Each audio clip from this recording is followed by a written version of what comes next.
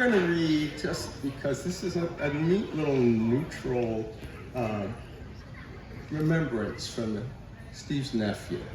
And so it gives you a perspective of a family member and somebody who saw him within the music community, but also from a larger vantage point. And after I'm done, anybody who would like to come up and just say what's missing with Steve being gone, that'd be a great thing. And I'm afraid I don't even know the name of this nephew. I was just sent this to read, but it says, "My dear uncle, Steve Arkin, passed away yesterday. It's hard to write about Steve because it's hard to know which Steve to write about. He was like 10 people rolled into one.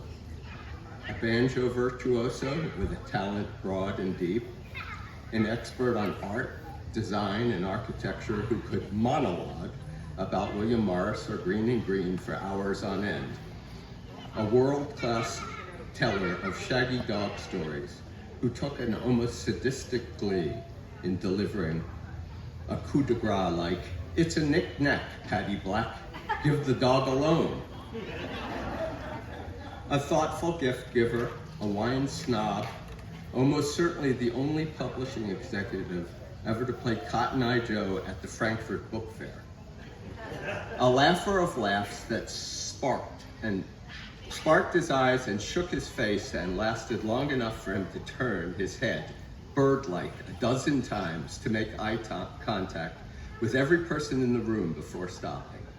A Scrabble hound.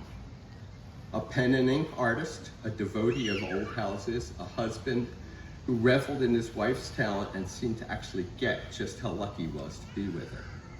An unstoppable pun machine of less than zero shame. A singer of praises and bestower of laurels, who championed his loved ones with a childlike zeal.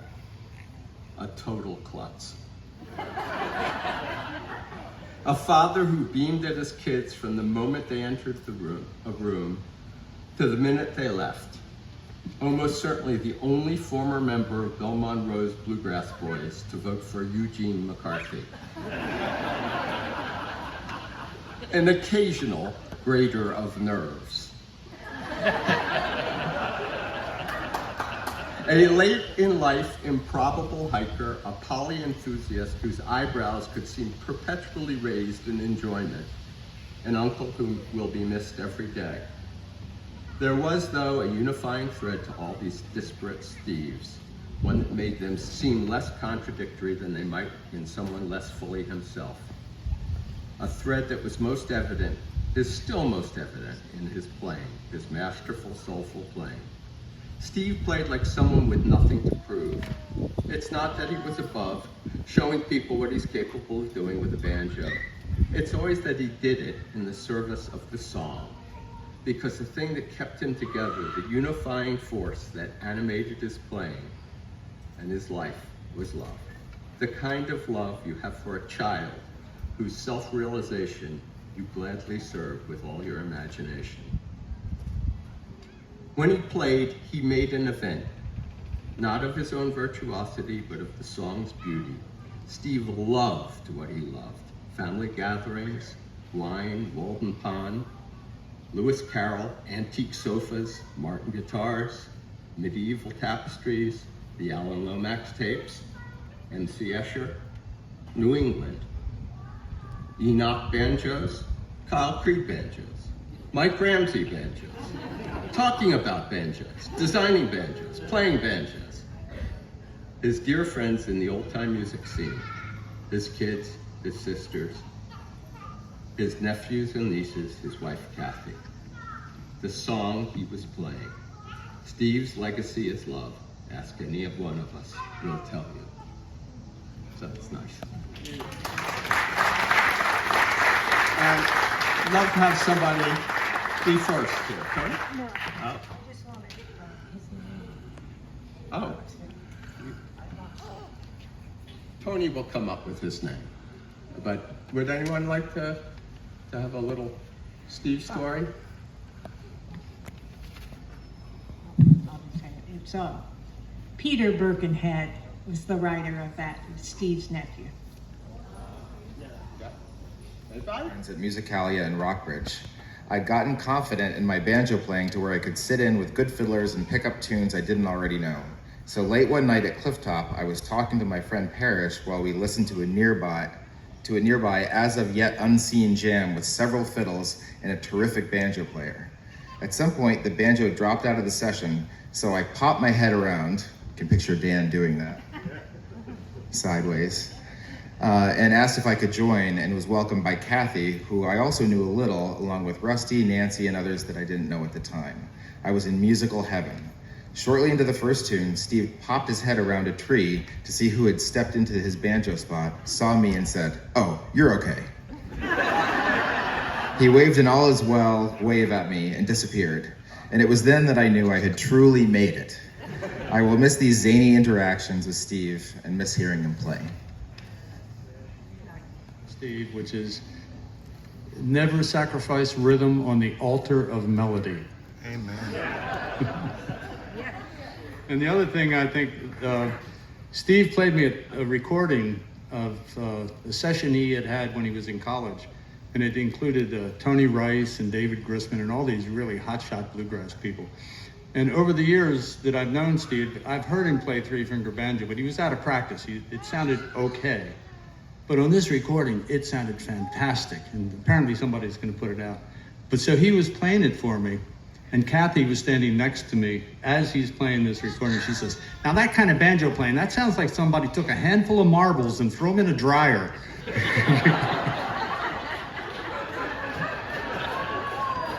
A bunch of Steve stories. I've known him since he emerged into the old time music scene because he was in New York, and we were at the Old Songs Festival, and there's like this horseshoe thing game that they have there. So Steve was, running along, like going to the session, and he tripped and he fell, and he got impaled on one of these little posts that come out to throw the horseshoes around. So it was like he was in a lot of pain, and my husband Mike went to the ER with him, and a couple other people went to the ER with him. So the the doctor says to him, "Have you eaten late? Have you eaten in the last few hours?" And he says, "Well, I've got a steak in my belly."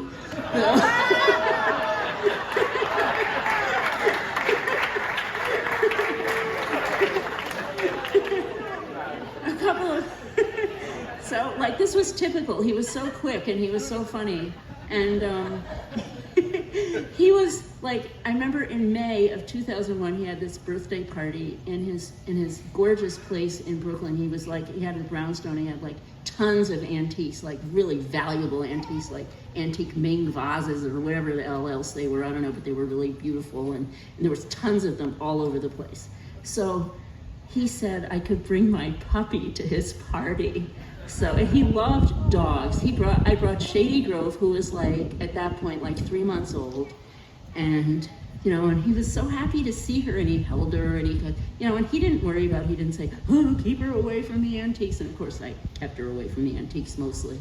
But and she didn't pee on his carpet, thank God. But it was he was welcoming to my little puppy, which I never forgot. Even though sometimes we went at it. In future years when we, as fellow banjo players, we kind of bump up against each other sometimes and annoy each other. And one quote from a friend of ours in New York, who I will not name, but it was pretty interesting. He said, at one point, everybody in Steve's life wanted to kill him. But then he said, but now everybody's really sad that he died. So that's I like Steve, really. But for 25 years, I'd run into him everywhere. I first met him at Walt Copen's house, and he was, right away, I played with Bill Monroe, and then I heard my cousin is, Alan Arkin, and heard all that story, and Then I would see him every year. I lived up in New England, taught up at the University of New Hampshire, and I would see him every year at the Harry Smith Frolic in Massachusetts. And every year Steve would forget my name and never say anything to me because he couldn't remember me. But he was famous there for stealing people out of jams. You know, you'd be writing the best jam you've ever been in your life, and Steve would say, "I need you and you." And the rest of us sit there and go, "Well, what do we do?" And after years of that, I came to despise him. And then I wrote this book about Albert Hash, an obscure fiddler up in White Top Mountain. And Steve came over. I was selling them at Earl White's fiddling get-together. And Steve came over and picked up the book. He said, "Oh my God, this looks great." And he bought 3 copies of it. And then he called me up.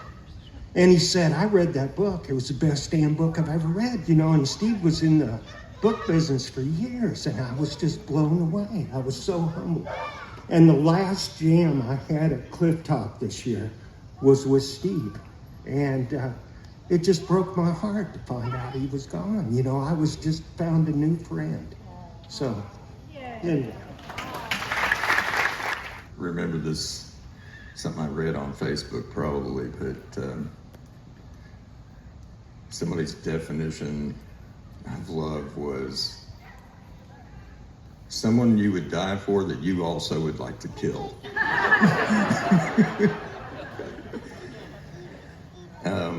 One of the things that's kept coming to mind is early on for Steve and I, we just started playing music and with Dick, and not sure if Lori was with us at this time, but anyway, it was like in the early 2000s, and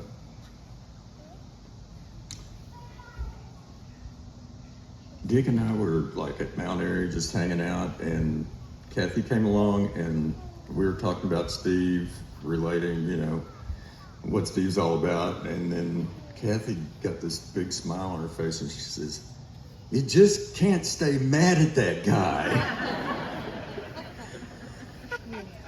And I just thought that was, you know,